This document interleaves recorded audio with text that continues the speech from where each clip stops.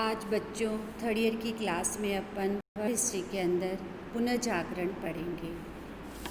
सामंतवाद के बाद में आपका यूरोप के इतिहास के अंदर पुनर्जागरण बहुत महत्वपूर्ण टॉपिक है। पुनर्जागरण यानी साधारण शब्दों में कह सकते हैं कि किसी सोए हुए युग को या सोई हुई संस्कृति को पुनर्जागृत करना पुनर्जागरण कहलाता है। पुनर्जागरण यूरोप का मध्यकाल कोई पूर्णतः अंधकार युग नहीं था। इस युग के अंदर कई ऐसे धीरे धीरे परिवर्तन हुए जो पुनर्जागरण को प्रभावित करते हैं। यूरोप का मध्यकाल पूर्णतः अंधकार युग नहीं था, परंतु इस काल के अंत तक ऐसी परिस्थितियों का जन्म हुआ जिसने मनुष्य को चेतना युक्त बनाया। पुनर्जागरण कोई राजनीतिक व धार्मिक आंदोलन नहीं था। इस युग में उन तत्वों व मूल्यों को महत्व दिया जाने लगा जो पूर्व युग में महत्वहीन समझे जाते थे, नगण्य समझे जाते थे, जिनमें लौकिक जगत के प्रति आस्था, रूढ़िवादिता के स्थान पर तर्क को महत्व देना, प्राकृतिक सौंदर्य की अनुमति आदि पुनर्जागरण काल में महत्वपूर्ण हो गए। पुनर्जागरण का अर्थ कि किस तरह से हम पुनर्जागरण को समझ सकते हैं।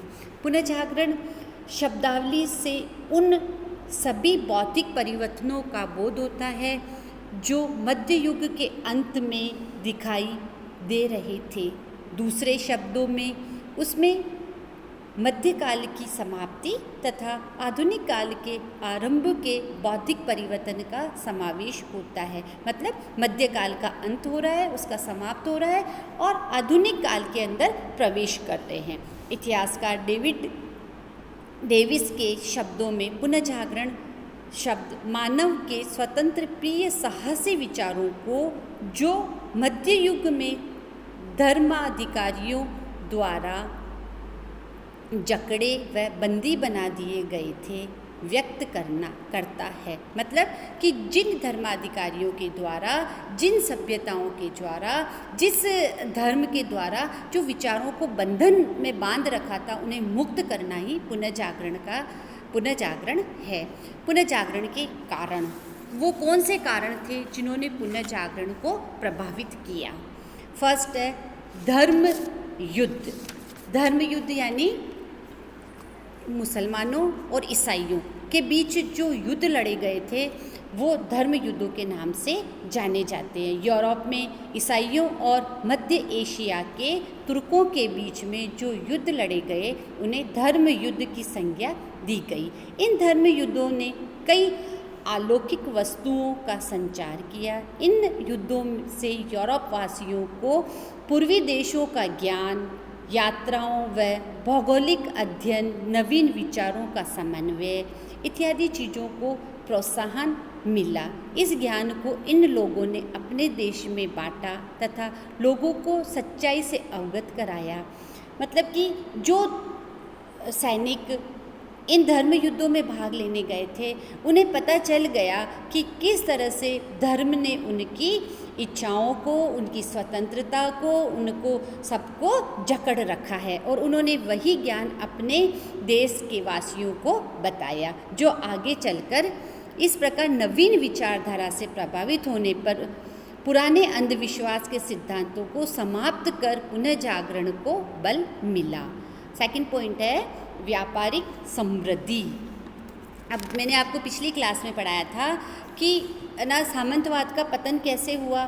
जब सामंतवाद का पतन हुआ था तो क्या हुआ कि राजाओं के पास में धन आने लगा। जब राजाओं के पास में बहुत सारा धन आ गया तो उन्होंने व्यापारियों को बहुत सारी सुविधाएं देना शुरू करी और ये व्यापारी एक देश से दूसरे देश में जाकर व्यापार करने लगे और व्यापार से जो पैसा आता था वो ये राजा को भी देते थे, जिससे राजा की शक्ति बढ़ने लगी और नई नई देशों की खोज भी होने लगी। धर्म युद्धों के कारण ही यूरोप में पूर्वी देशों के साथ व्यापारिक संबंध स्थापित हुए। व्यापारिक समृद्धि ने पुनर्जागरण में 4 प्रकार से सहयोग दिया। पहला क्या था? यूरोपियन व्यापारी अपने व्यापार के सिलसिले में विभिन्न देशों की यात्रा करने लगे, जिससे उन्होंने वहाँ के नए विचारों व प्रगतिशील तत्वों से परिचित हुए जो अपने देश में बांटे गए। मतलब वहाँ से आए उन प्रगतिशील विचारों को अपने देश में बांटा और अपने देश के लोगों को भी उनसे अवगत कराया। दूसरा कारण क्या था? यूरोपीय नगरों जिनमें बेल्जियम, मिलान, फ्लोरेंस इत्यादि ने मनुष्य जीवन को प्रभावित किया। इन नगरों के माध्यम से कई स्वतंत्र विचार शैली तथा ज्ञान का विकास हुआ। इन नगरों के संपर्क में आकर उन्होंने कई नई नई चीज़ों का ज्ञान प्राप्त किया। तीसरा कारण, व्यापार के अत्यधिक विकास होने से व्यापारियों के पास अत्यधिक धन संग्रहित होने लगा। विपुल धन होने से नगर के बड़े बड़े व्यापारी कला के पोषक बने। व्यापारियों ने विद्वानों व कलाकारों को संरक्षण देना शुरू किया, जिससे साहित्य विज्ञान के अंदर नए नए आविष्कार होने लगे। इस प्रकार से व्यापारिक समृद्धि ने अपना योगदान दिया। तीसरा कारण क्या था? कुस्तुतुनिया पर तुर्कों का अधिकार।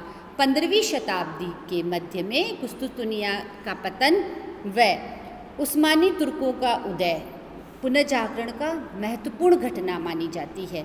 1453 ईस्वी में तुर्कों ने पूर्वी रोमन साम्राज्य की राजधानी कुस्तुतुनिया पर अधिकार कर लिया।